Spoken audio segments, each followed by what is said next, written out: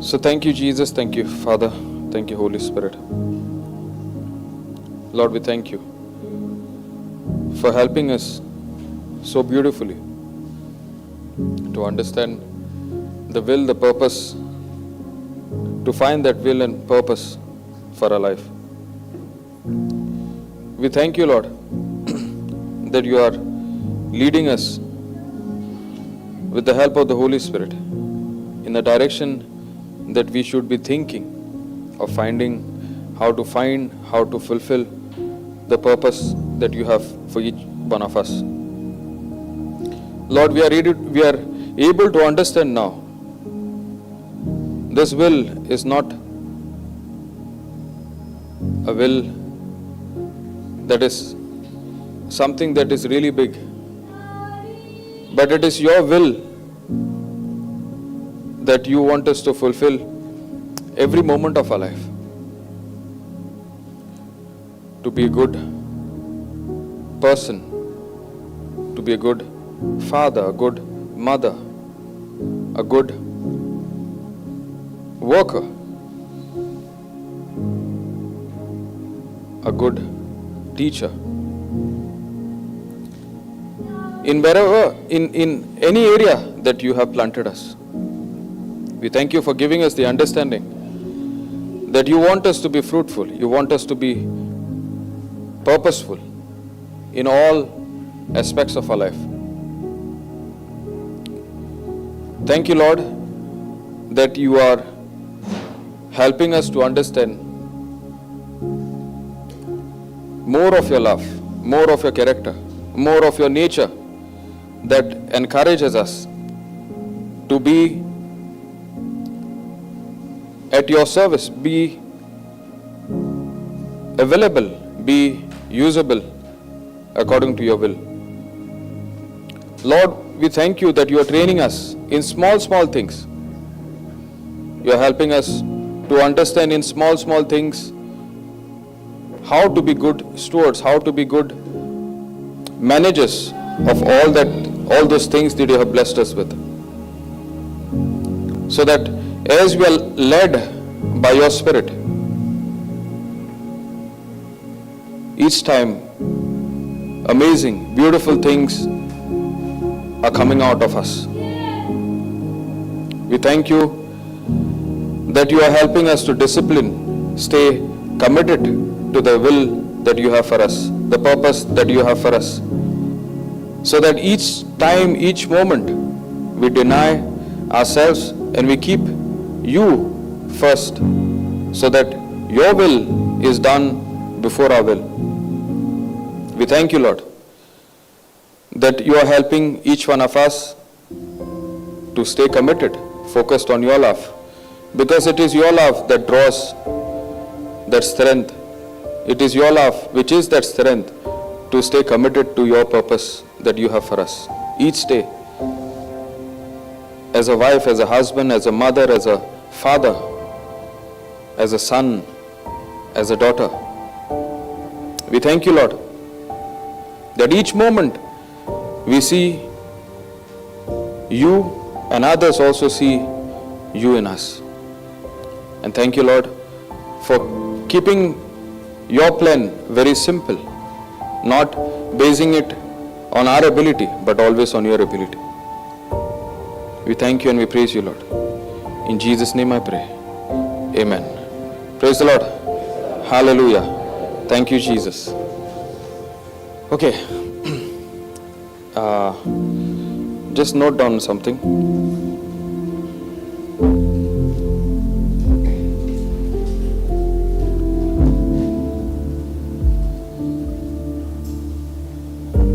God doesn't want your service. God doesn't want our service.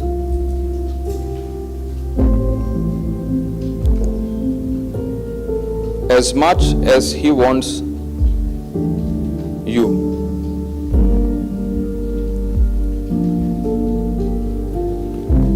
God doesn't want your service as much as He wants you. He loves you more than he loves what you can do for him. He loves you more than he loves what you can do for him.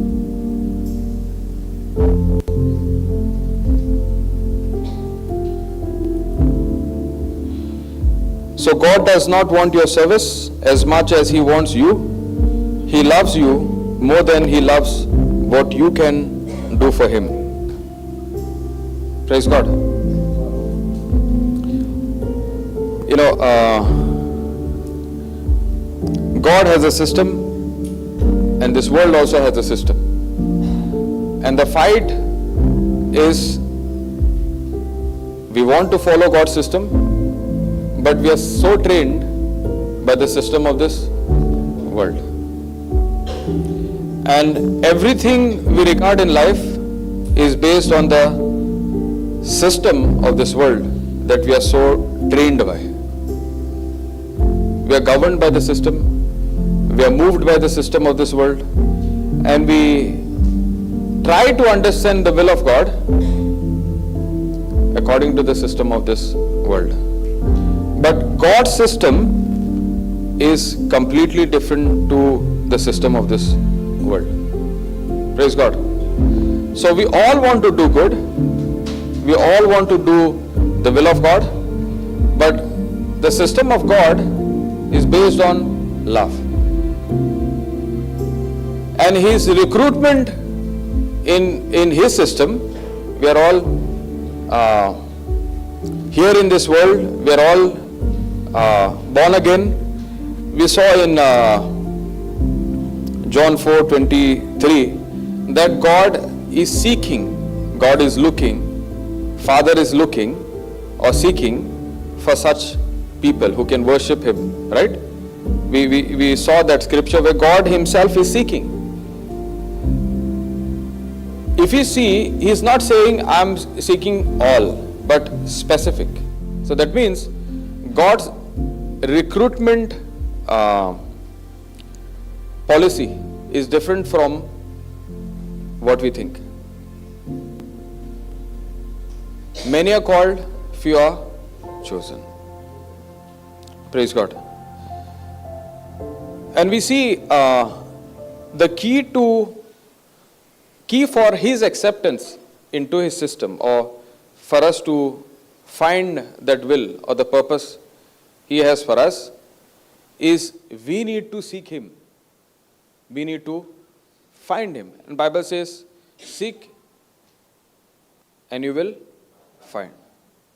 So the system of God is different from the system of this world, where God himself seeks us. Not all seek him. So we can find him when we seek him. But over everything, he is the one he's seeking us first. It's just that we don't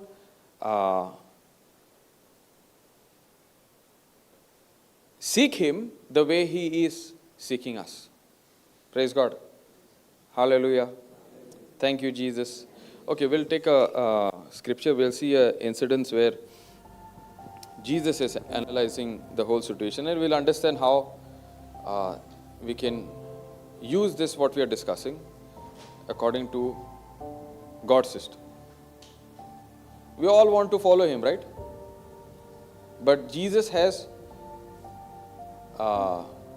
certain criteria that has to be met.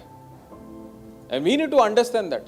Bible says we need to understand, and we need to understand by faith his will for our life.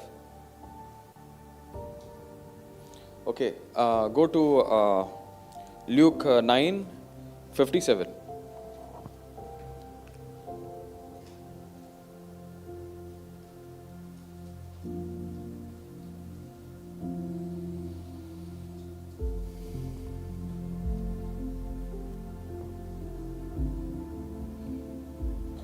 And it came to pass that as they went in the way, a certain man said unto him, Lord, I will follow you wherever you go.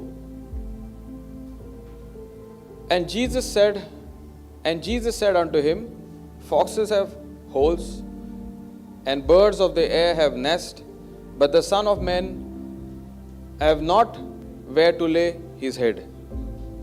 What do you think about this?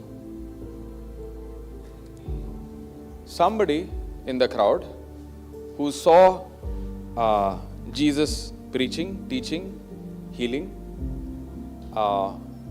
is believing in Jesus, because the Bible says many believed. And he is looking at Jesus, the way he healed people, where he is traveling, wherever he is going, there is signs and wonders. Right? Looking at all of these things, one person in the crowd is saying, and it came to pass that as they went in the way, a certain man said unto him, Lord, I will follow you wherever you go. So Jesus should be excited, right? Somebody wants to join his company. Jesus is the HR head. And somebody has come with a resume. I can come wherever you go. And I want to follow you. So Jesus should be excited, right? Is Jesus excited here? What is he saying?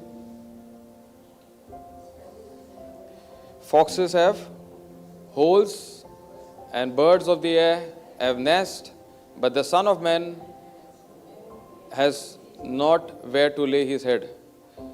It's like Jesus and discouraging this person also. No, there is no vacancy here. Correct? Looks like there is no vacancy for this man for the kingdom of God. It's like you're going for a position in accounts,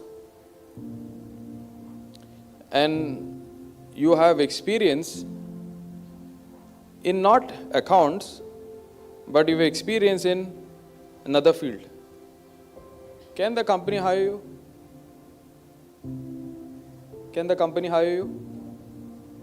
Because they need some expertise to hold that position that is available. Correct? Now, it's not written, but I look at it this way. I think he was fascinated with the travel, what Jesus was doing. This man was fascinated to travel with Jesus, and I think he's comfortable to travel, because that's why he's saying out of comfort, I will travel with you wherever you go. I will go, I will come wherever you go. We look at ministry work and we see people traveling from one place to the other.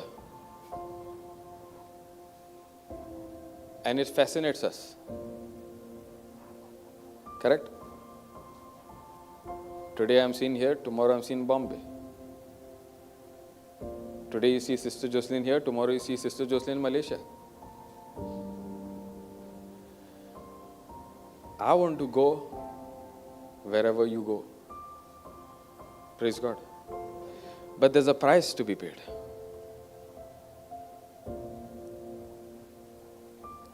Jesus is not discouraging. Jesus is always expressing love. Jesus is able to see, always able to see beyond what we see, what is in our heart. Jesus' recruitment is different right from the beginning.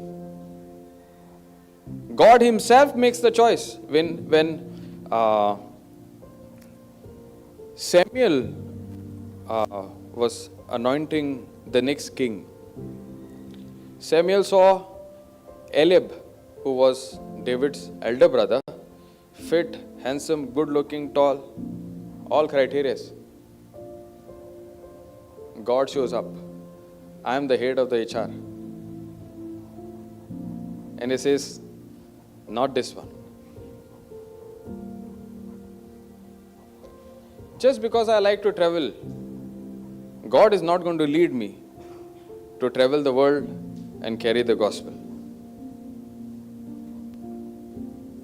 God says to Samuel, you look at the outward of the person, but I look at the heart. And Jesus is looking at the heart of this person. He says, you are not prepared, my son. There's time for you. It looks like Jesus is insulting, but Jesus is demonstrating love to this person. And then you see Samuel taking heed to the voice of God, and he asks, who else is there? Who else is there? And he says, this, and finally he says, there's one boy, David. And then he understands he's the one. And whoever God recruits, there's absolute honor to that person. You know why honor? When you are committed, when you're seeking God, God honors that person. And when God's honor is there, everyone else also has to honor that person. And we see, until David walks into that room, including the prophet, the man of God, Samuel, he stood as if a king is supposed to come. Praise God. God's system of recruiting is different to the way we think. Now coming to this man, he probably saw the miracles, he saw everything, and he tried to fit according to his liking, and he's saying, I want to follow you. He's not saying I want to follow you. He's saying, where is that? I will follow you wherever you go. He's not just saying I'm following you, but he's saying wherever you go. But whenever Jesus is calling to, the first disciples, he says, come follow me.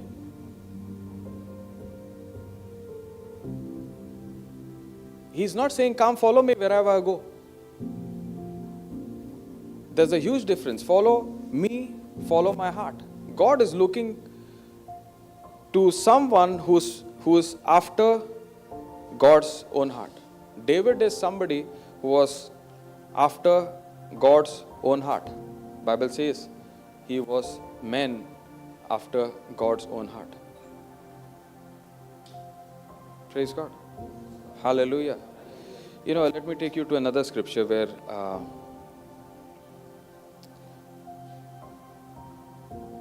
give me ESV of this one.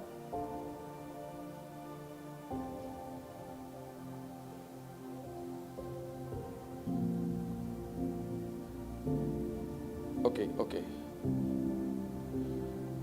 Praise God. Hallelujah. Okay. Now, this is to one person, okay? This is to one person, one person encountering Jesus, looking at the way he's traveling and wherever he goes. This person is saying, looking at Jesus, he's saying, I want to follow you wherever you go. There's another person, if you see in the Bible, it is written, and Jesus said unto him, 59, I'm reading 59. To another, he said, follow me. Now, one person is the first person is asking Jesus, I want to, correct? And to another, there's another person in the crowd. Jesus is asking, to another, he said, that means Jesus is saying, follow me. But he said, Lord, let me first go and bury my father. And look at Jesus, what he's replying. And Jesus said to him, leave the dead to bury their own dead, but as for you, go and proclaim the kingdom of God. So in this whole conversation, one person is talking to Jesus. It looks like he's denied. His application is rejected. And the recruitment is on. And Jesus is looking at a candidate who is suitable according to him. Jesus is looking at one person. He's saying, come, follow me. Now God can do everything, right? God can do everything? Everything? What is that one thing we learned he cannot do? He cannot lie. Now, can God fake something? No. Now, first person spoke, I want to follow you and go wherever you go. Jesus, we see his application is rejected. Now, this person is not even holding a CV. He is not even come for the interview. And this person is saying, come. God is saying, Jesus is saying, follow me. But he said, Lord, let me first go and bury my father. Let's see how we fit in this or we are not fitting in this. This person is surely seeking God. This person is surely seeking God, because God is not a liar. God will always see a person, or God will always put his desire in that person who is seeking God first. Correct? And here this person looks like rejecting Jesus completely. Does it sound like he is rejecting completely? Is he rejecting completely? Okay, go TBT in this one, 59.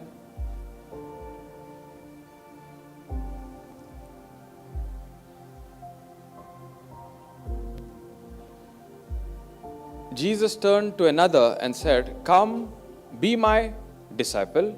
He replied, someday I will, Lord, but allow me first to fulfill my duty as a good son and wait until my father passes away. Okay, this is not the one.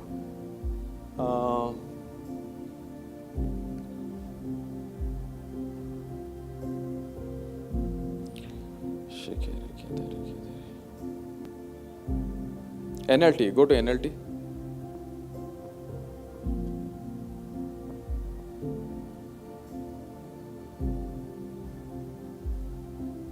Where is NLT? This is NLT. He said to another person, come follow me.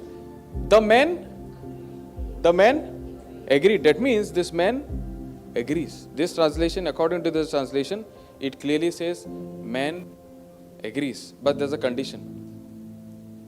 What is the condition?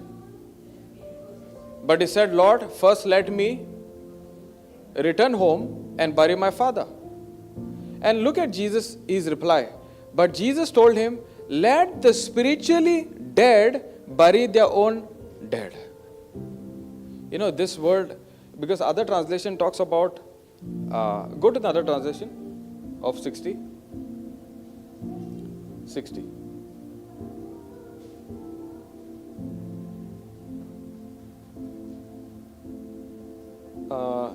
KJV.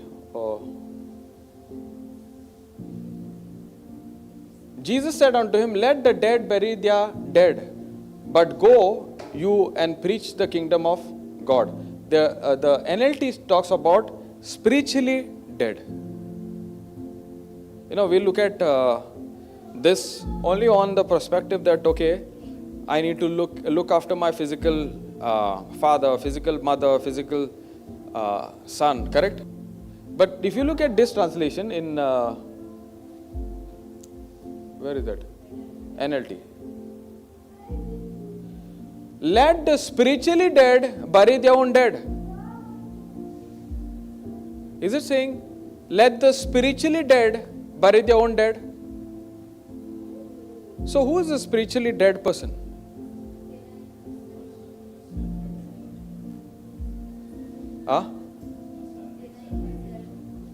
Person who is separated from God, okay.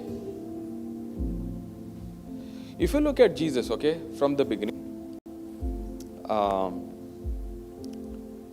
even to his disciples in the ministry, 3.5 years ministry, Jesus always telling the disciples, don't tell anybody, don't go out of Jerusalem, don't go out of this place, wait for the Holy Spirit to come. Again, Jesus wants us to be prepared. Jesus wants us to be experiencing His love, experiencing His fullness of love. We saw in Romans 5:5, God's love is shed abroad in our heart by the power of the Holy Ghost. Now, spiritually dead person, even the whole disciples, the apostles, the disciples, when Jesus is telling them, you got to wait. You got to wait. Now, even to these people, these two people, there's another person there, we'll discuss that later. These two people were not born again.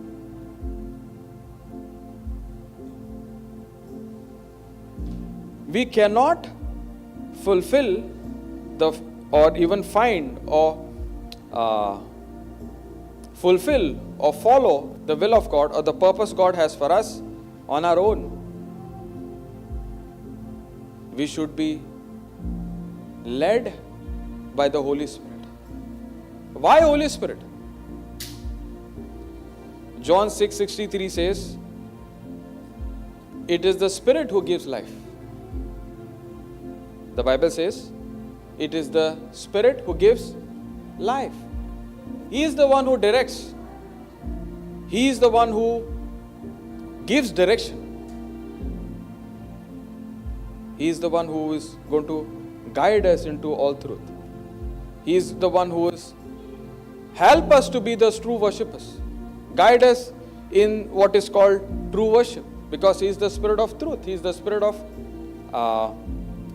life, freedom, liberty.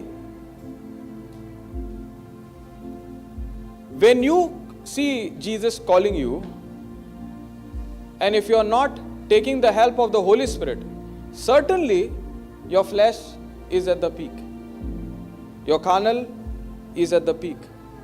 Either you listen to the Holy Spirit, who is going to guide you, or you look at your carnal thinking, which will keep your focus on what is going around you. And these kind of answers will come. Let me wait for my retirement to come. Just 5 years, I'll be retiring. Yes, Lord, I will follow you, but just 5 more years, I'll retire. Lord, you're calling me too early. My parents raised me up so that I can feed them. You're calling me too early. Let me spend at least 5 years gathering enough so that I can do what you're calling me to do. The person is spiritually dead.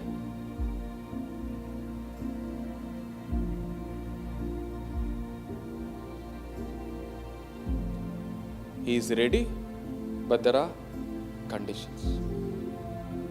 Now let's look at it in the natural perspective. Jesus is calling this person. Always there will be price for it. But the good thing is, when Jesus calls you, He knows that you are prepared. He is not a liar. He is not a liar. He will not trick you.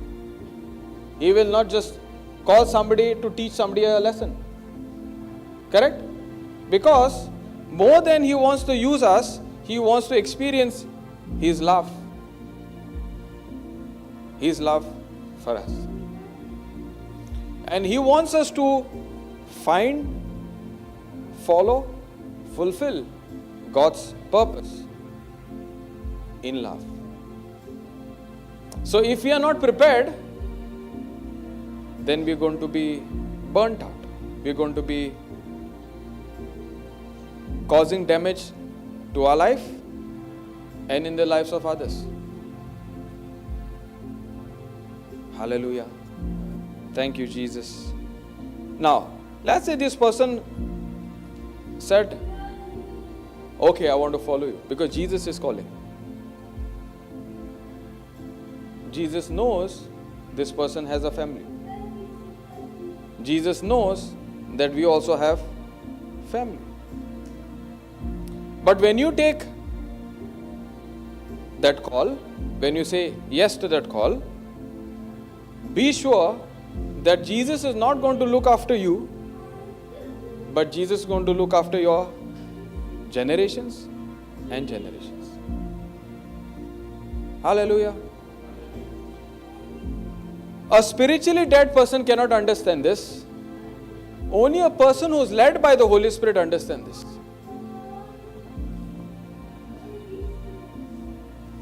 Only a person who is led by the Holy Spirit understands this kind of language. There are thoughts. The carnal thoughts will be there until you breathe your last.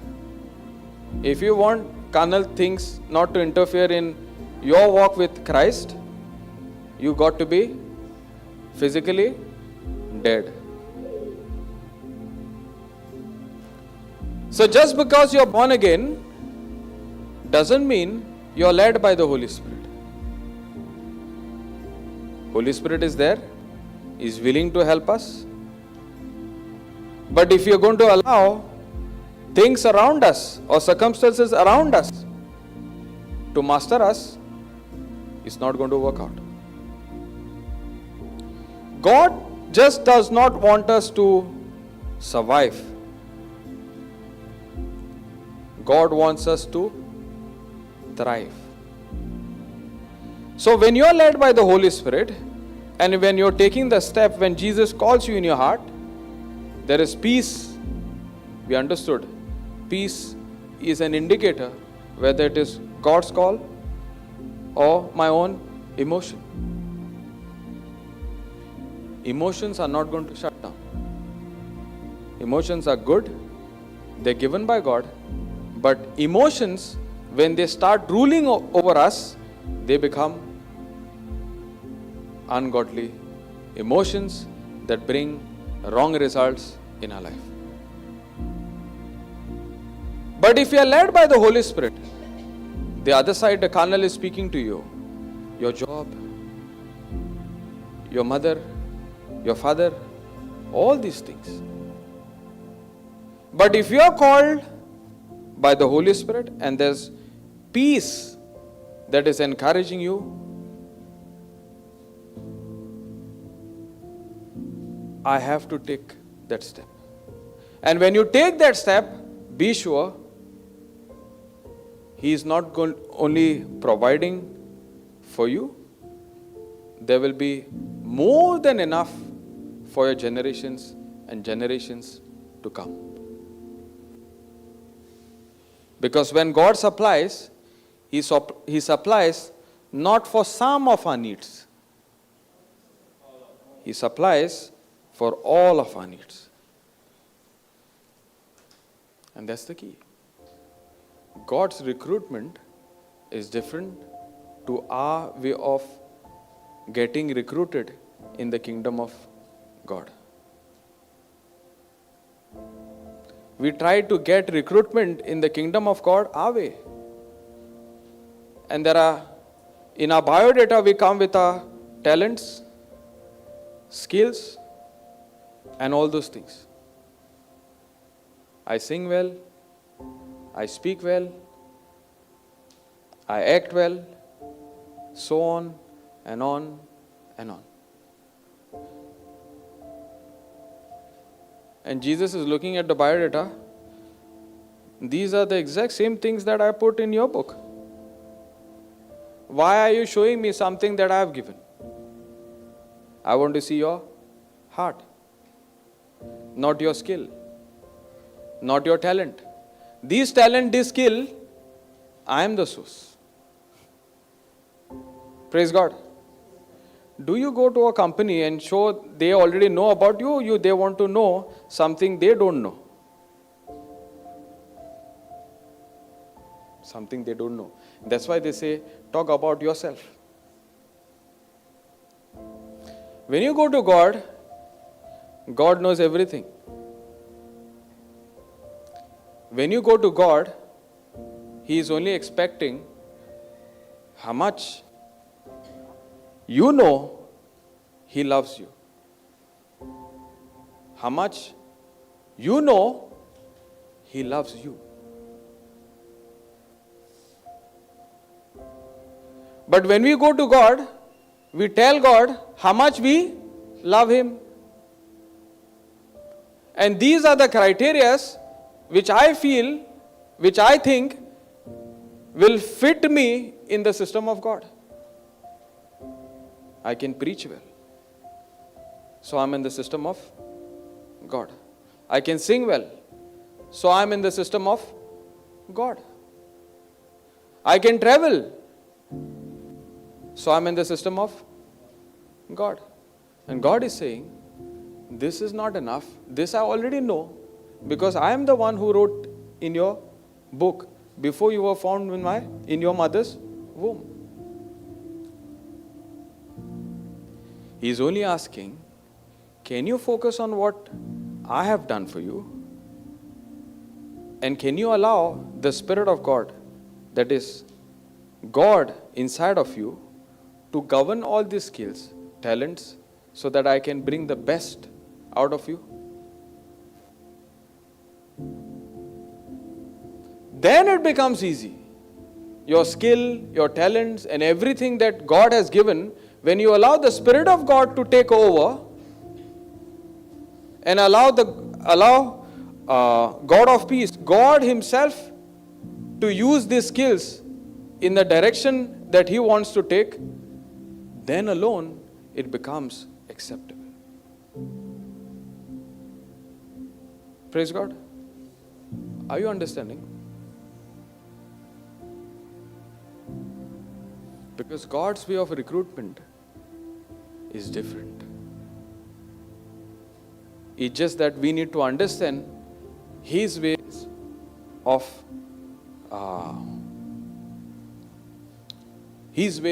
looking at things.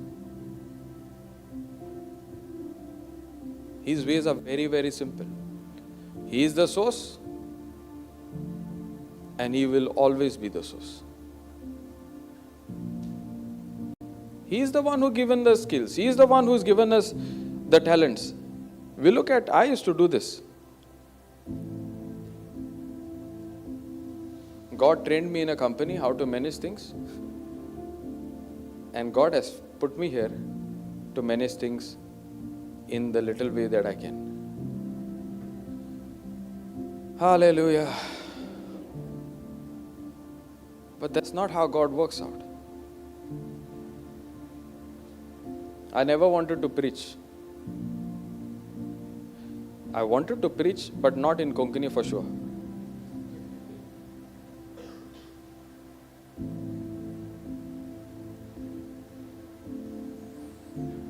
I still have to push myself on this platform.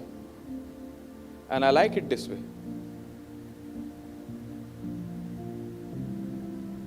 I like to be pushed by the Holy Ghost.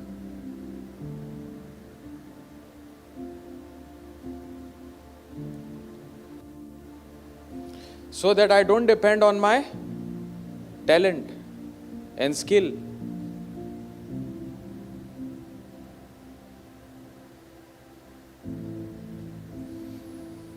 Praise God. Hallelujah. Thank you, Jesus. That's why a person had to be born again. Salvation is the key.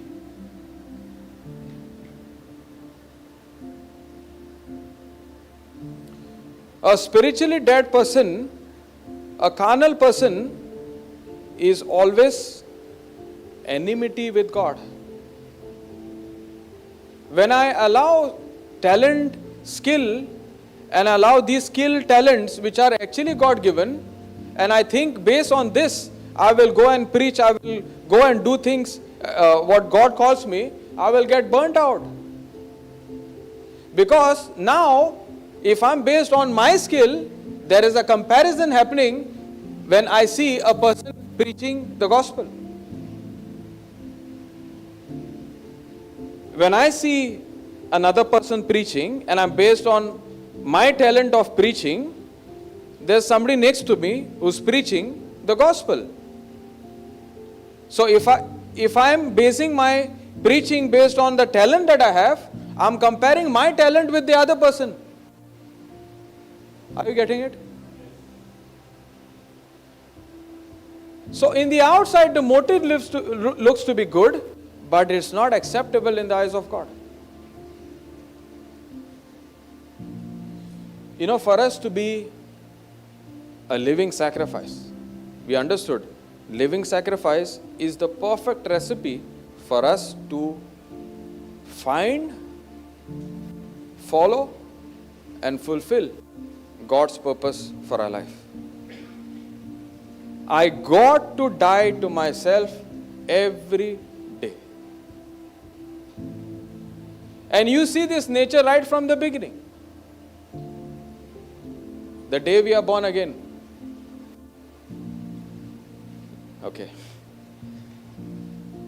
Thank you, Holy Spirit. Let's say a couple is believing for a child. Believing for a child, okay? And the child is born. There is a bundle of joy that has come in the family. And everything from that point is so peaceful, so nice. Everything is so good in the family. Correct? The mother is gone under labor for 5 minutes. 5 minutes, am I right? How long? Huh? Mothers, how long? 12 hours. Oh, I thought it's only 5 minutes.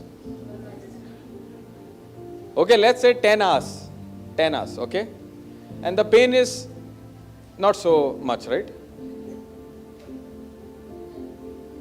Not bearable. And what about the 9 months before? All this. Right? So the mother is gone. Radical changes in her physical body and in her moods, in everything. And the bundle of joy is come to this world. And everything from that point is very peaceful. Correct? The child is saying, Mama, please go to sleep, okay? I think you're tired. Is the child thinking this way? Or is the child thinking he is in the center of the universe right now?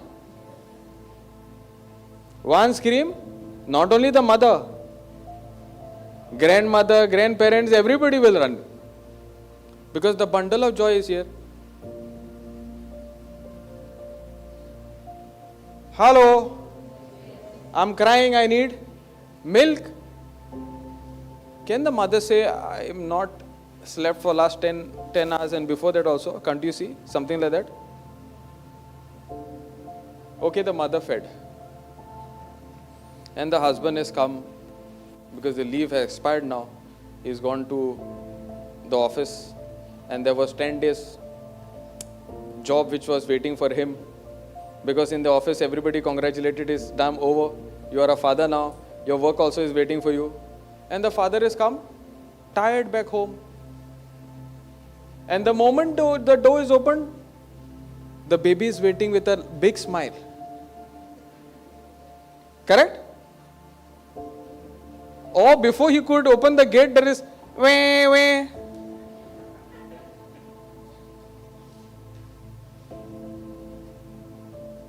Am I saying correct or wrong?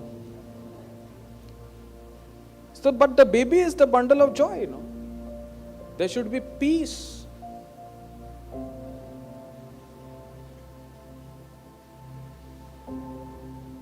The wife is saying, whole day I have taken care of the baby. Did you even come and see his face? You went to the washroom before. Bundle of joy.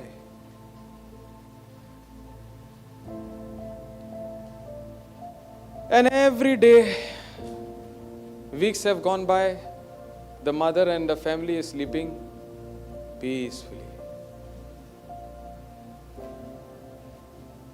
Because the child is demanding ultimate attention.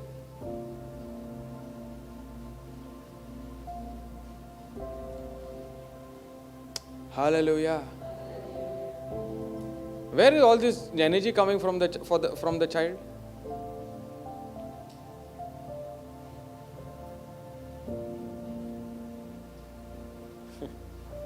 Nature. Nature. And even we are born again, right? At least we are not crying. Are we crying? Are we crying? Most of us are still crying.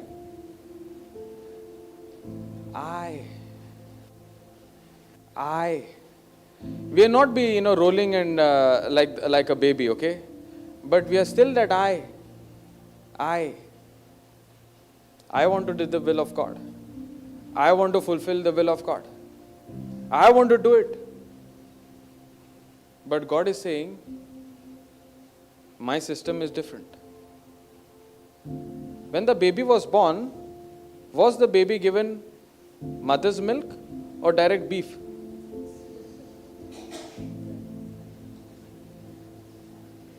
Or direct chicken? I'm come for a meeting. I received Christ and I want to do the will of God. I want beef directly. I want chicken directly.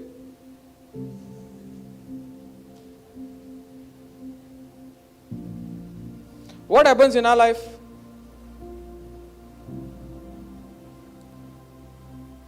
Somebody comes for a meeting and the person is touched and the person is saying, I want to do the will of God and I want to preach here. Give it the mic. Praise God. Testimony is okay, but you need spiritual milk. Then once you come to that level of having hard stuff, Holy Spirit will give you the hard stuff. When we do the will of God, God is not against you stepping in and saying, Lord, I want to do the will of, I want to follow you, I want to do your will. God is not against that. But God is love. The moment you're born again, the moment you have the Holy Ghost with you, Satan looks at one person coming against his system. Satan is looking at a person join the armies of God. Satan is looking at a person addition to the kingdom of God, and the more there is an addition, the more threat for his kingdom. And if you are not prepared and you try to do, you depend on your skill and you think, okay, I have the skill of, talent of singing, I have the talent of talking, so I think preaching, this is it. And when you are not prepared, you think the devil will keep quiet? He will finish you before you are prepared.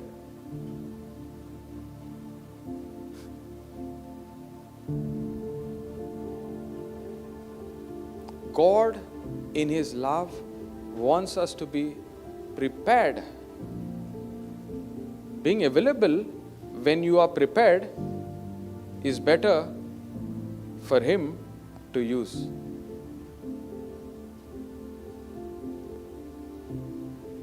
Just being available without being prepared is dangerous. Because the moment you step in and preach the gospel, is when the preaching of the gospel, people are saved. When you are not prepared and you are preaching the gospel, surely the person who is receiving the gospel is receiving salvation. So there's a new addition to the kingdom of heaven. How does salvation come? When you preach the gospel.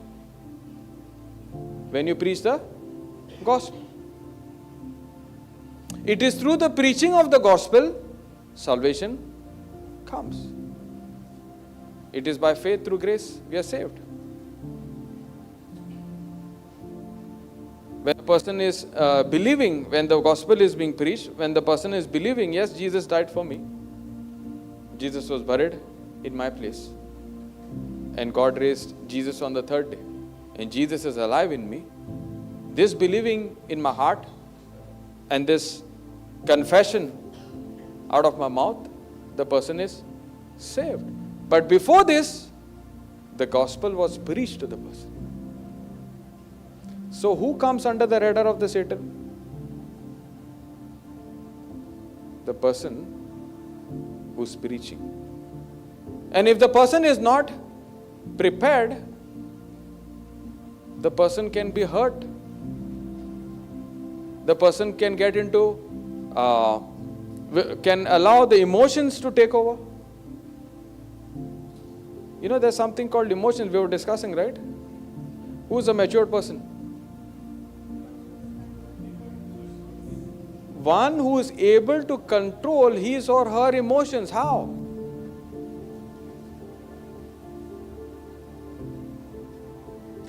By allowing the Word of God, led by the Holy Spirit, to change the thinking and thereby decisions, actions, habit, character of the person. The person is not prepared. The person is preaching. On that moment, when the devil sees this person is not prepared, the moment you go home, he has already created a nice atmosphere for you to get burnt out, to get offended.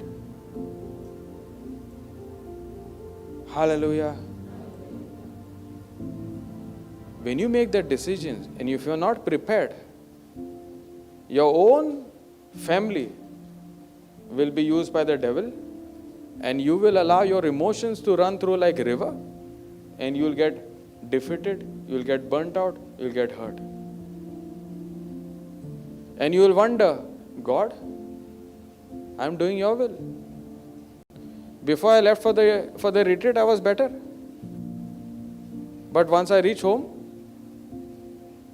this is out of control. God, I'm praying in tongues, but my family is going wild. Your family will go wild any which ways.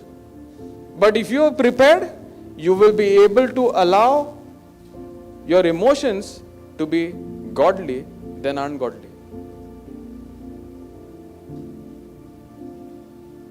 Hallelujah. Thank you, Jesus. Because the moment you step out of this place and you move into wherever you are, there are already traps waiting for you. God is love.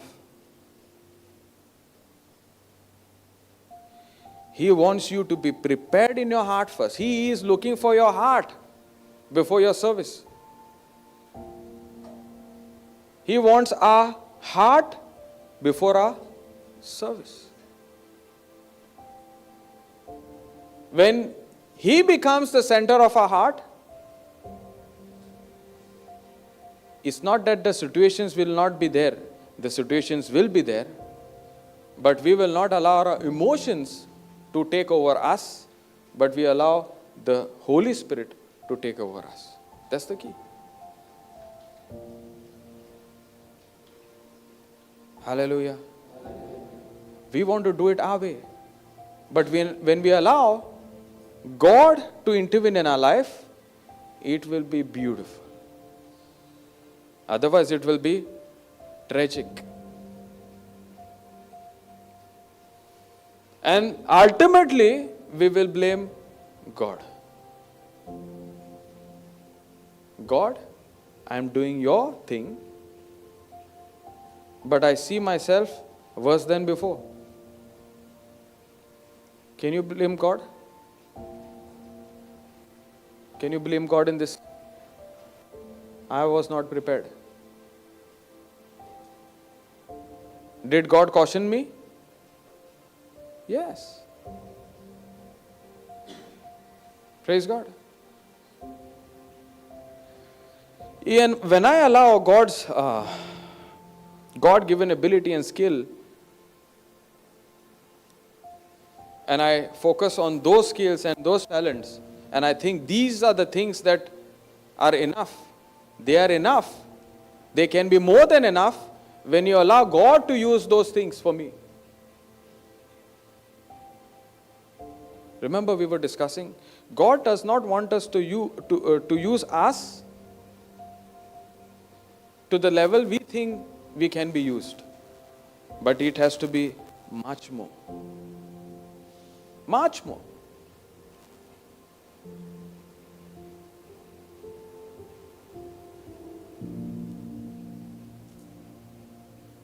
But we need to allow Him to mold our hearts.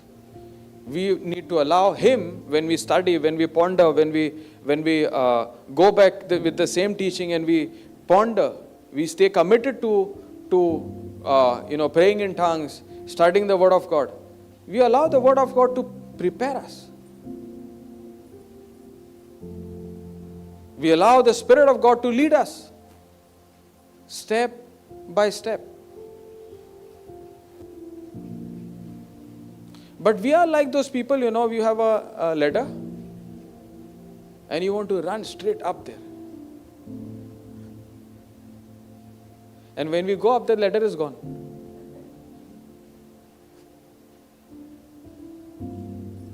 Devil took that ladder away. Because you allowed your abilities to take you to fulfill the will of God.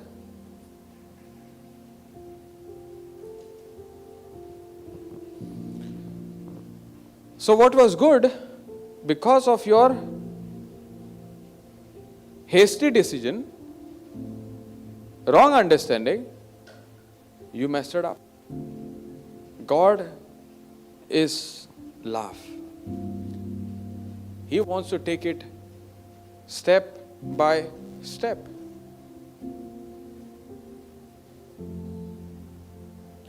Each one of us are unique. Each one of us are called for a unique purpose. But we need to wait for God to give us His direction.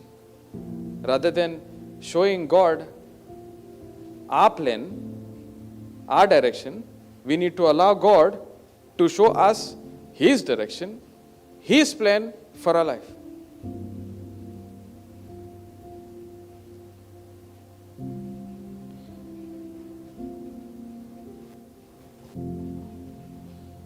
And when we are in the center of His plan, there's always excitement. And that excitement, no matter where the circumstances are, it doesn't go off. So the excitement is in this room, the excitement is everywhere we go.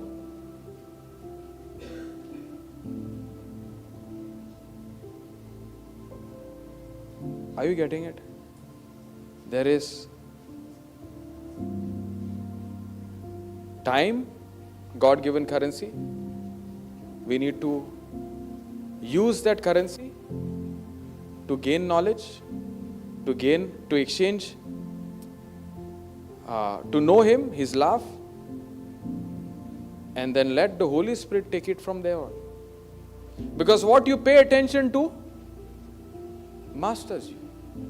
So when you pay attention to what God is telling you, and when He gives you instruction, He does not give you instructions fully, neither does He give instructions in,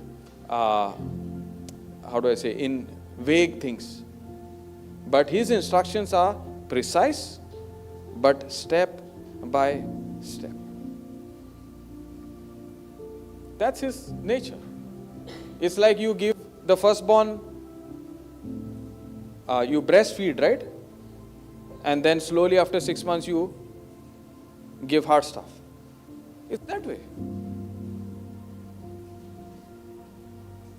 That's why the Bible says He is seeking. Otherwise, He will say, okay, I sent you on this planet Earth. Jesus died for you. Now you be my robot. His character is not that way. He's not a God who's going to push things on us. He likes to be gentle. His character is long-suffering, gentle, kind. God is love. He's never going to force things on us. Because when we get into the will of God, when we are in the center of the in the center of doing His will, there is immense pressure from the devil. It's like you are on the heaven side firing against the enemy. You think the enemy will keep quiet? You think the enemy will keep quiet? They will reinforce and fire back on you. When that is fired, are you ready to take the shield of faith?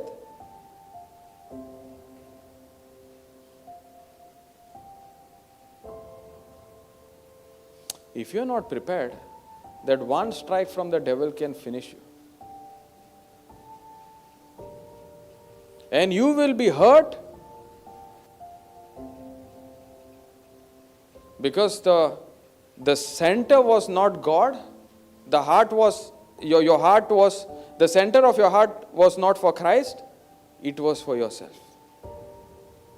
The center was not Christ leading me, but my skill, my talents leading me. I am skilled. I have this talent.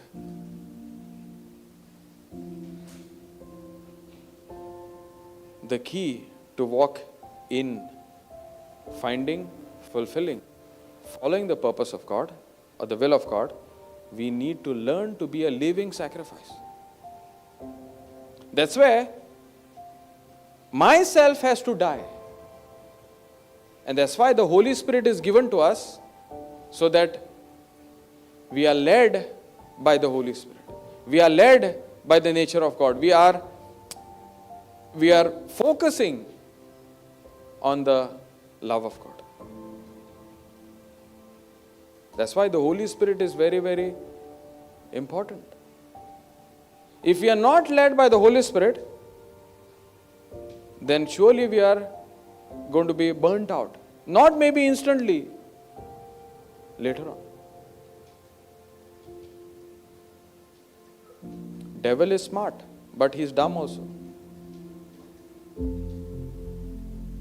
When we allow ourselves to govern everything, we become dumb like devil. But our God is smart. We need to learn to rely on His smartness than my smartness. We need to rely on His plans rather than my plans. God is a very patient God. He will never say, okay, today you are born again, come. Unless you are prepared. There could be people encountering Christ for a very long time, and the person is come for a seminar. The person already has that. God can use that. It's not a formula. But even then, it's not going to be direct. It's going to be step by step. In whatever respect it could be, whatever aspect it could be. God likes a person who waits on Him, so that He can mold that person, prepare that person, and make that person a weapon of terror to the kingdom of darkness.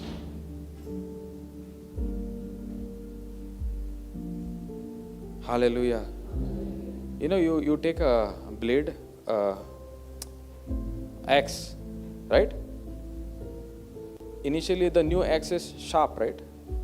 And you keep hitting on the bark of the tree, it will cut. Initially, it has done the job. Then next day, again you use the axe and you cut. But next day, the effort that you put the first day is more than the second day. Then the third day, the effort is more than the previous 2 days. Why? The sharpness is gone. So there is a time for us in every step for us to be prepared.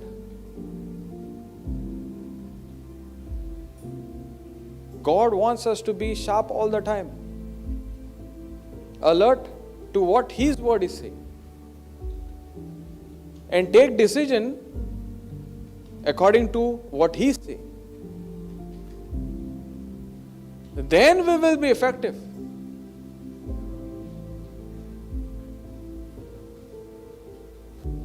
Hallelujah. Thank you, Jesus. God likes people who wait patiently according to His time. Choice we got to make.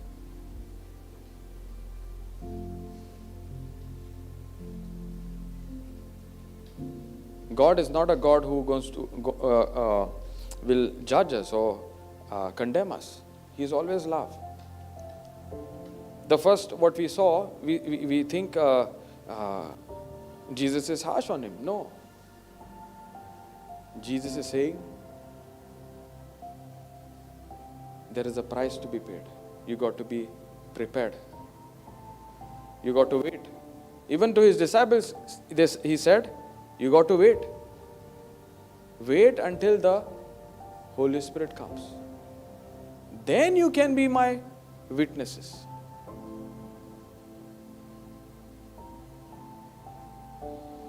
Okay, we'll go to John 2:23 to 25. We'll come back here.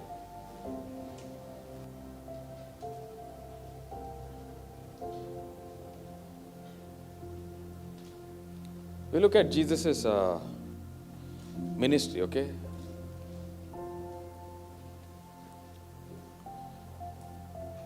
See this. The title says, Jesus knows what is in man. Because of the miraculous sign Jesus did in Jerusalem at the Passover celebration, many began to trust in Him. But Jesus didn't trust them. Because He knew all about people. No one needed to tell Him about human nature, for He knew what was in each person's heart. Praise God. Right from the beginning of Jesus' ministry, Jesus is following this system.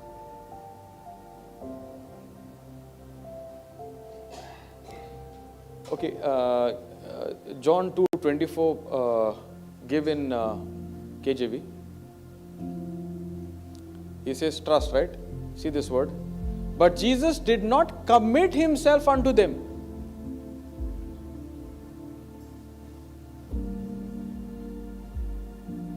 Jesus did not commit Himself unto them. Now, who are these them?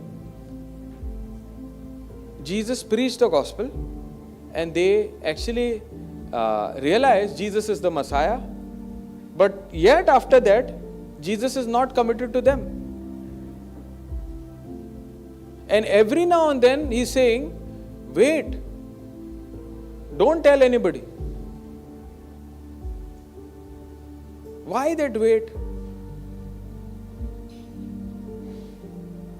Because he knew one thing. Even in the end He's saying, nevertheless, it is better I go away, because unless I do not go, the helper will not come. We cannot understand spiritual things our way. We need the help of the Holy Spirit. Now these people are actually believing in Christ. They want to be committed to Christ. But Jesus is not committing to them.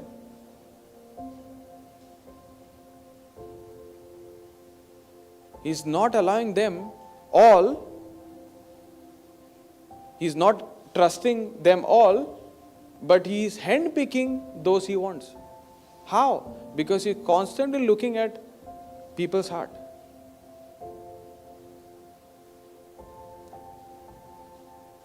Hallelujah. Because we can be committed looking at our outward appearance, looking at our skill, looking at our talent. And we may even go and do the job. When I say do the job as in preaching or things of what God has called us. But all of a sudden, these thoughts can even come. What am I doing? What am I doing here? Suddenly, those old thoughts of old ambitions and all those things can suddenly come through. Because the foundation is not based on what Christ has done.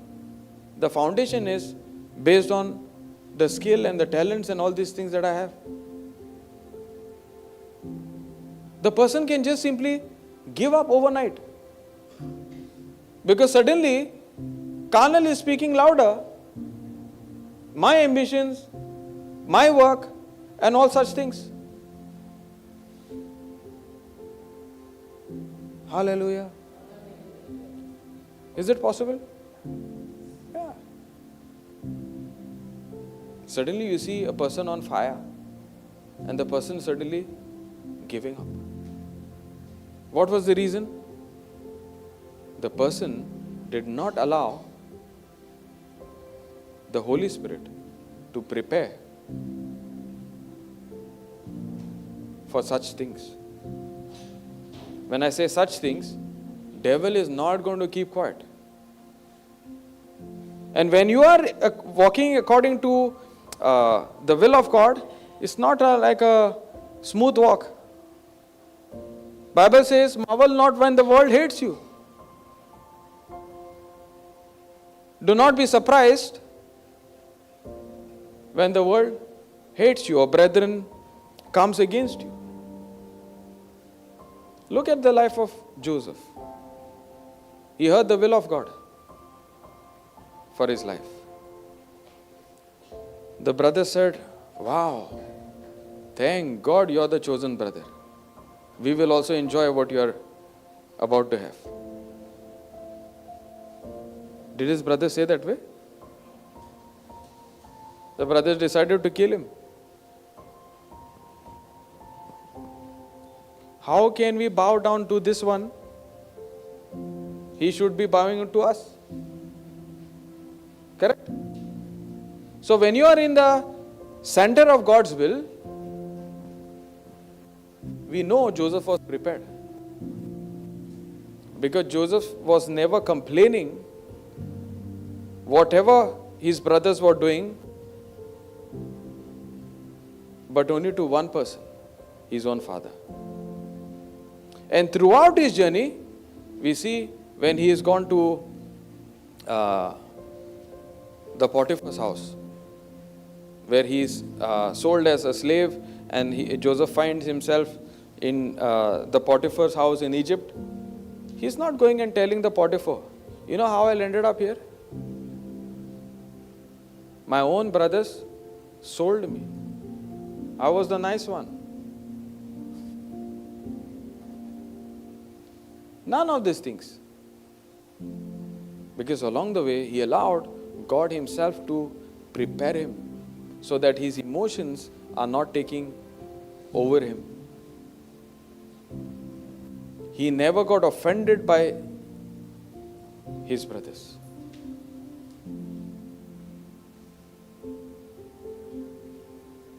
Praise God. And you see, along the journey, now Potiphar's episode is over. Just before he could see himself in the jail, you see Potiphar's wife want to sleep with him, want to use him. Illegally. Was he offended? Was he hurt? Why? Because he was prepared. God was with him. God is with us also. Are we with God?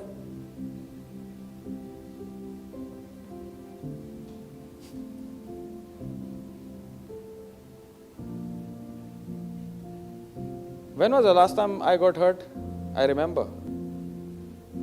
Today morning. When was the last time you all got hurt?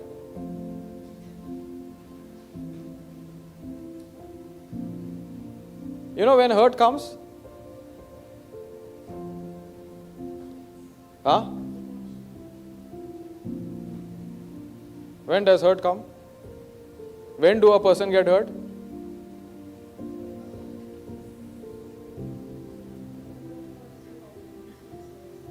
You are not hurt by somebody who is outside. You are hurt because of something that is inside.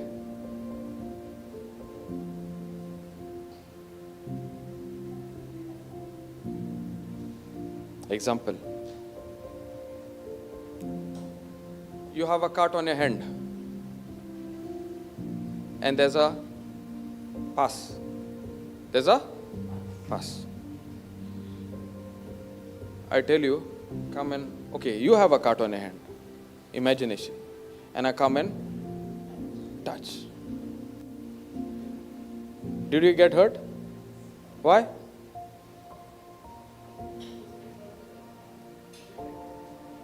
You did not get hurt because I touched you? No? She had a cut and there was a pus. And I went and touched that area where there's pus. She's saying, I did not get hurt when I touched her. How many people believe? She did not get hurt when I touched her. She did not get hurt when I touched her. So why did she get hurt? Because of the pus inside her is the reason she got hurt. So when do a person get hurt? There's some pus inside the person that causes hurt in that person. You know what is that pus?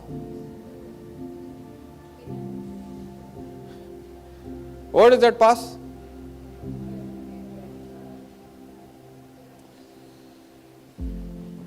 And he needed not that any should testify of men, for he knew what was in men. There is something inside men, if the person is not prepared, will hurt him.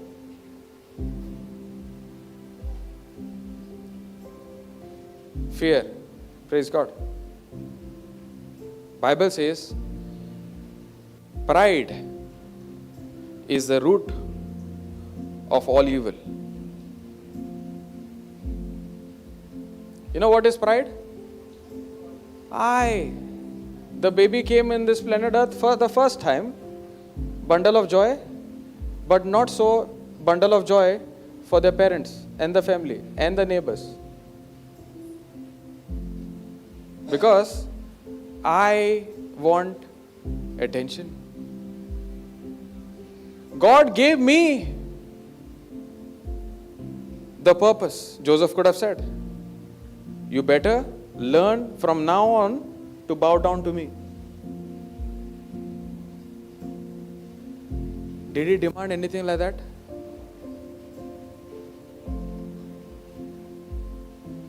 Do you know God has a big plan for me? I'm asking you. I'm a preacher. You better bow down to me.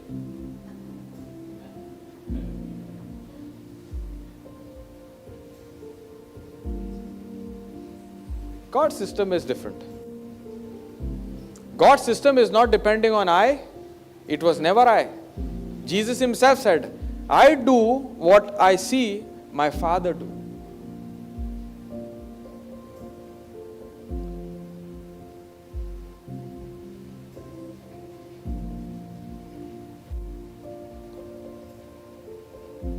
And what I want to do? I want to do what I think is right.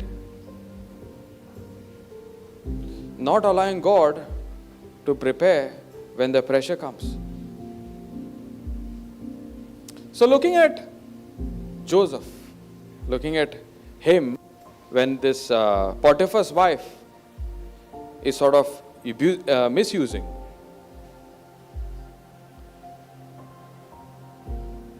What did Joseph do? Did he say when the Potiphar came, when the master came, You made a big mistake. When you went, you should have taken your wife also. Did he say anything of that? What did the master do? Put him behind bars.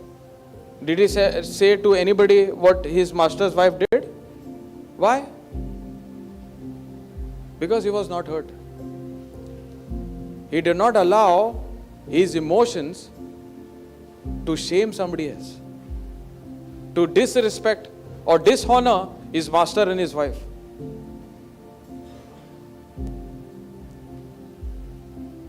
Why did this all things happen? Because his focus was not on himself. His focus was on God. He could have said, whatever I do, you can't you see, whatever I do, God is making it big. You are making a big mistake. He could have said, the day you get me out of your house will be finished. Because the Potiphar himself, the Bible says, Potiphar saw whatever Joseph is doing, God is making it big. So is it not big loss for Potiphar? Couldn't Joseph tell Potiphar or make him realize what you are doing is wrong?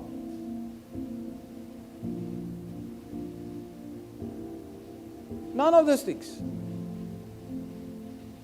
Because he understood God was with him. And when you're walking in the purpose of God, these things are bound to happen. He saw it from his childhood.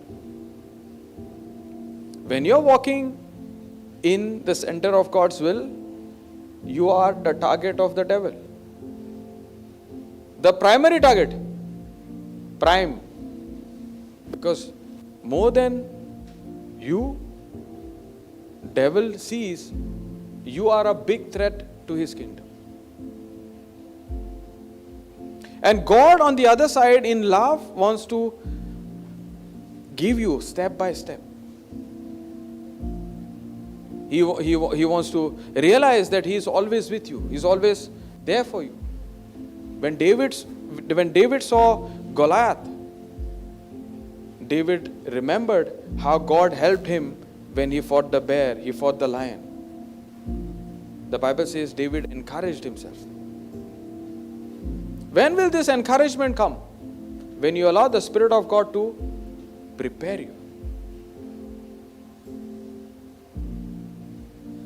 So when you are prepared and when you are doing the will of God, when you are going back home, your whole family could be against you.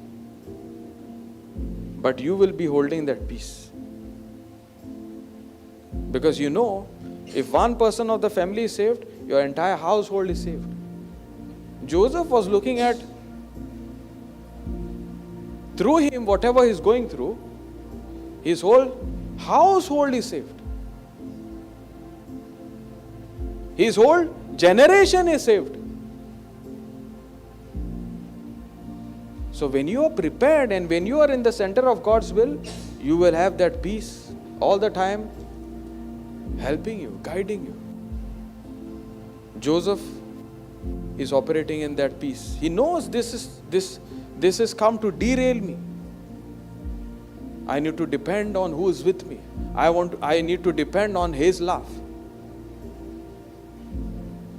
I need to learn to depend on His love and not get into offense. Not to get into complaining, murmuring. And when you are prepared, when you are walking in the will of God, you are enjoying every moment, even though there is circumstance around you.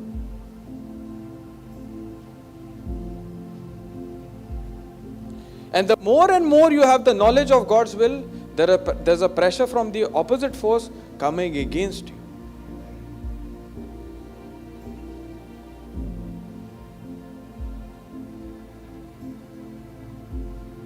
Now let's see what happened in the jail. 2 years we see, according to the Bible, 2 years he was in jail. Joseph was in jail. For right reason or wrong reason? For the world it was wrong reason. For him, he took that as an opportunity where again he is allowing God to prepare himself. Joseph could have said, oh, I lost it all. But look at what Joseph is doing, taking that opportunity, preparing. Because when the opportunity came to solve somebody's problem, he is not hesitating. A hurt person can give hurt to others, not solution to others. So when there is an opportunity to bring solution, Joseph is not hesitating. He is allowing God to speak through him and bring solution to those people who had dreams. A prepared person, led by the Spirit of God, will always have solution that will solve other people's problem. A person who is walking according to the will of God will always have solution, God kind of solution, because the person is not depending on any other wisdom but the wisdom of God.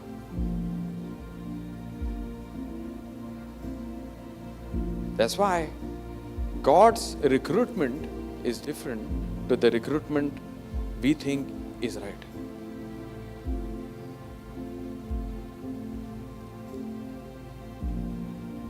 Now what is happening?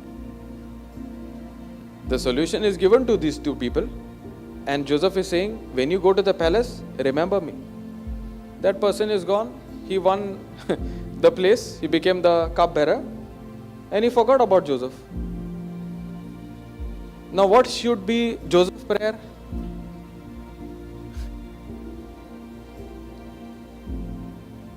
God, I did according to your will, and now that person has forgotten. Did we see Joseph doing that? Why? Because he was in the center of God's will.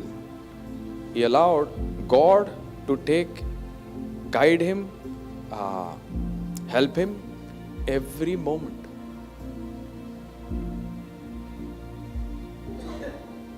Every moment. And suddenly there's a Pharaoh has a problem. And this, one of the person who became the cupbearer, remembers finally, this man can bring solution to the king. And this man goes to the king, I know there is a person who can solve your problem. So the king summons and says, bring that person to him. I don't know the exact years. I think it was 13 years for the completion. 13 years of preparation. We want to wait 13 years?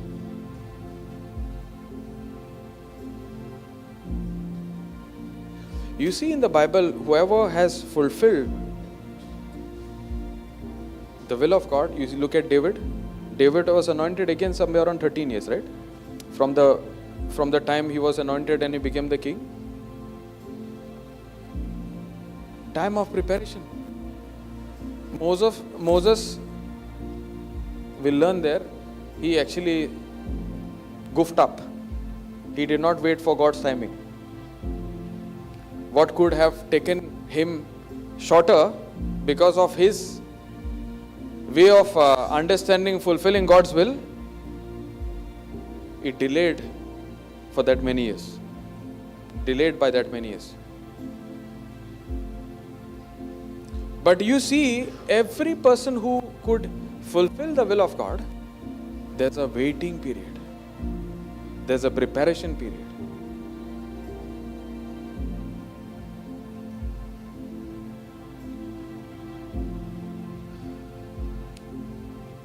And that 25 in KJV,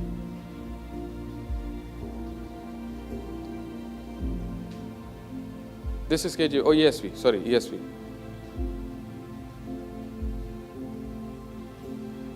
And needed no one to bear witness about men, for he himself knew what was in men.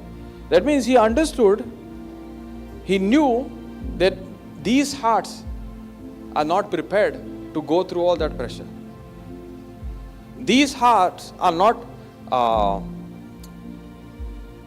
will not be able to take when the pressure comes against them. He loves each one of us. He has planned for each one of us. But He wants us to be prepared. He wants us to go in that waiting period. He wants us to wait on His timing. And we see Joseph did exactly the same.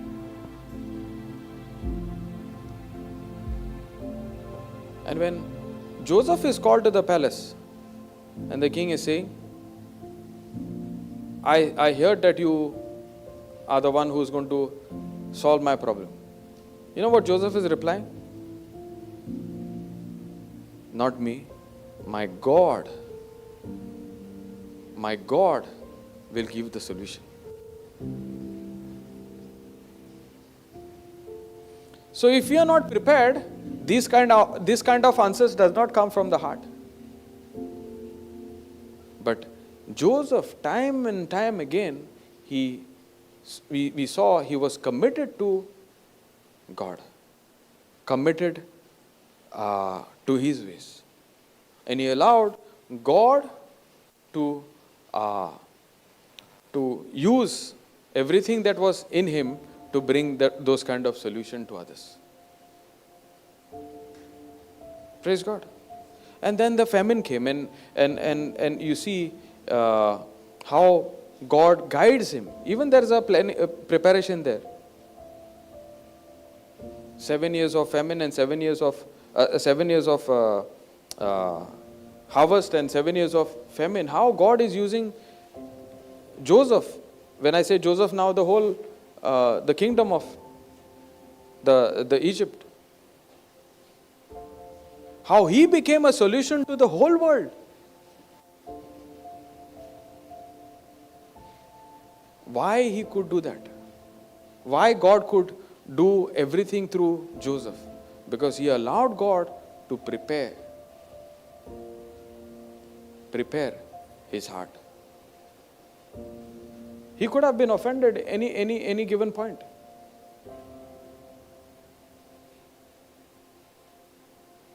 He could have allowed his emotions to take over and mess it up.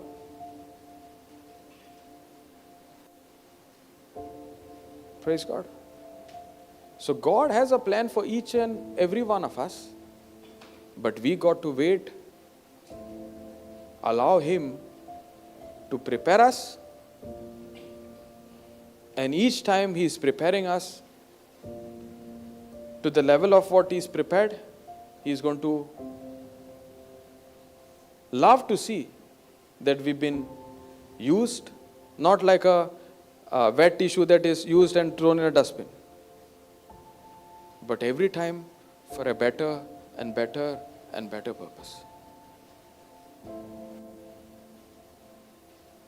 You know, sometimes we think God is going to use us for some big thing. It's like a wet tissue, used and thrown aside.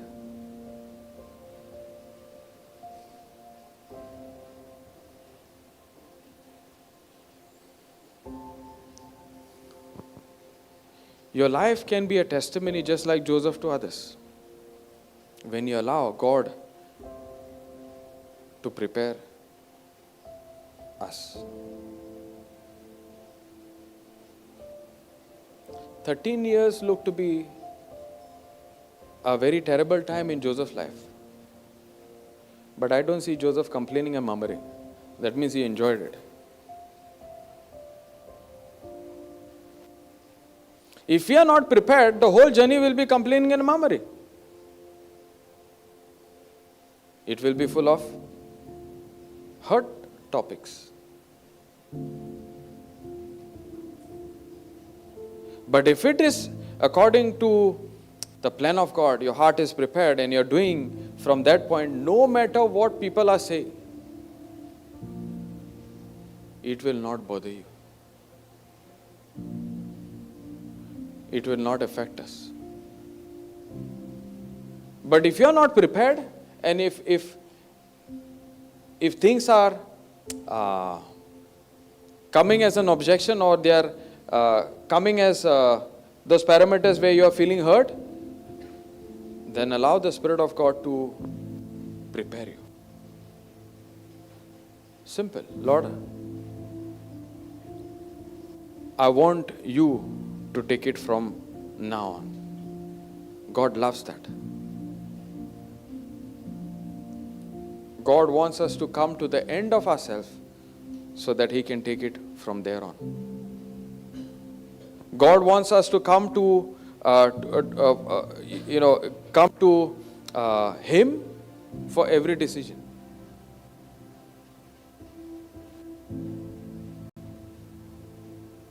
Praise God.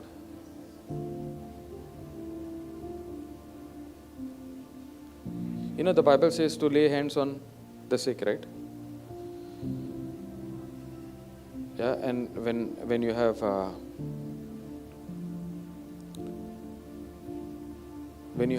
people in a crowd and there's time to lay hands on people, right? I would not wait for that moment to come. Because for me that was like a magic show in the beginning. Lay hand, they go down.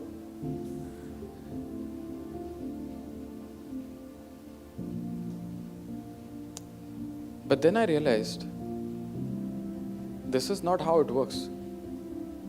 Because next time when I put my hand, the person is not even moving. Then I understood I had to be prepared. It's not about feeling. It's about believing. I had to be prepared, and I asked, Lord, do you want me to move? And if I hear that indication from Him, then only I move. Praise God. It's always step by step.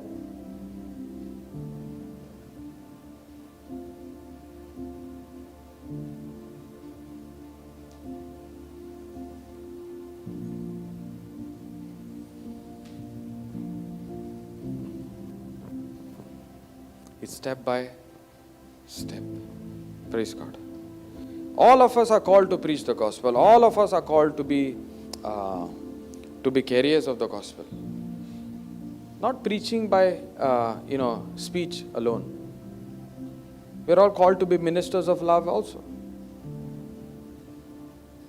I see people who are down there, they are not even seen here, and who are preparing food and everything. They are also fulfilling the will of God. Praise God. It's not only the frontliners. Each and every one of us. But each and every one of us can fulfill the plan and purpose God has for each one of us when we are prepared. Otherwise, if you are not prepared, those people who are there, they could be enjoying like Martha, complaining like Martha. Martha and Mary, Martha was what? Enjoying in the kitchen, right?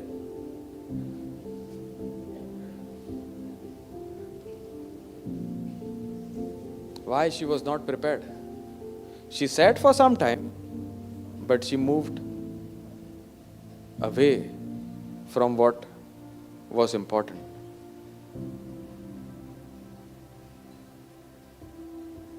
She did not allow herself to be prepared. Because if she was prepared, she would have enjoyed cooking. You take any example in the Bible, those who are not prepared, they got burnt out, they got into complaining, they got into murmuring. And those who are prepared, they never complained, never murmured. And you see some people like Moses, they were called in the beginning, but they did not wait on God's timing. We'll study on that.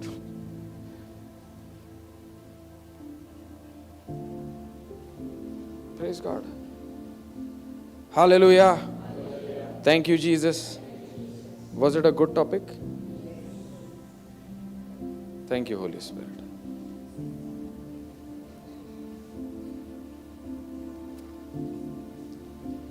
Finally, some people are smiling. Indication of session getting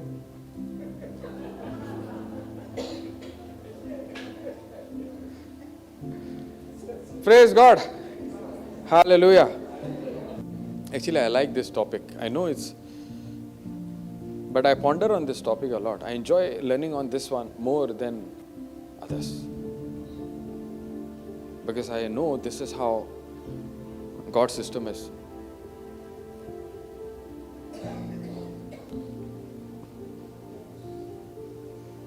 Praise God. Hallelujah. Thank you, Jesus. Thank you, Holy Spirit.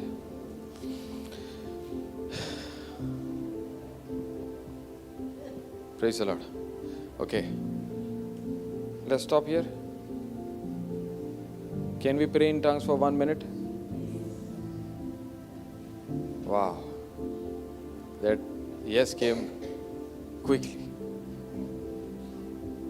Okay, let's begin. Shikara karandara kedere kedere kedere. Shikara karandara kadere kedere kedere katara katara. Shikara karandara kadere kedere kedere kedere kedere. Shikara kara karandara kadere kedere kedere kedere kedere. Shikara kara karandara kadere kedere kedere kedere kedere kedere kedere kedere. Shikara kara karandara kadara kedere kedere kedere kedere kedere kedere kedere kedere. Shikara kara karandara kadere kedere kedere kadara kadere. Shikara kara karandara kadere kedere kedere kedere kedere kedere kedere. Shikara kara karandara kadara kedere kedere kedere kedere kedere kedere. Shikara kara karandara kadere kedere kedere kedere kedere kedere kedere kedere. Shikara kara karandara kadere kedere kedere kedere kedere kadara kadara kadara kadara. Shikana kana kana kana kana kana kana kana kana kana. Shikara kara kara kara karandara kadere kedere kedere kedere. Shikara kara kara karandara kadere kedere kedere kedere kedere. Shikara kara kara kara karandara kadere kedere kedere kedere. Shikara kara kara kara karandara kadere kedere kedere kedere kedere. Shikara kara kara karandara kadere kedere kedere kedere kedere kedere kedere. Shikara kara karandara kadara kadara kadara kadara kadara kadere kedere kedere kedere. Shikara kara karandara kadere kedere kedere kedere kedere kedere kedere kedere. Shikara kara karandara kadere kedere kedere kedere kedere kedere kadara kadara. Shikara kara karandara kadara kadere kedere kedere kedere kedere kedere kedere. Hallelujah. Praise the Lord. Thank you, Jesus. So, those of you after this, we can